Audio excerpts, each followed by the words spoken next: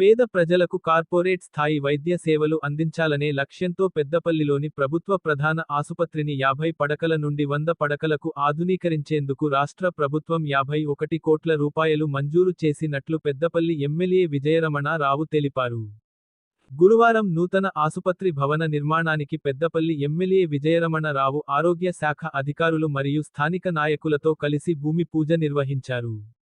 ఈ సందర్భంగా మాట్లాడుతూ ముఖ్యమంత్రి రేవంత్ రెడ్డి నిరుపేదల పట్ల ప్రత్యేక శ్రద్ధ కనబరిచి తక్షణమే నిధులు మంజూరు చేశారని తెలిపారు.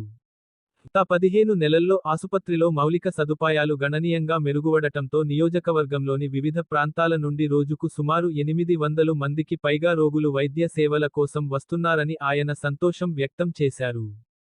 ప్రభుత్వ ఆసుపత్రిని ప్రైవేటు ఆసుపత్రులకు దీటుగా తీర్చిదిద్దేందుకు అత్యాధునిక వైద్య పరికరాలు అందుబాటులోకి తీసుకువచ్చామని ఎమ్మెల్యే వివరించారు. దీని ఫలితంగా ప్రసవాల సంఖ్య నెలకు 200కు చేరుకుందని ఆయన పేర్కొన్నారు.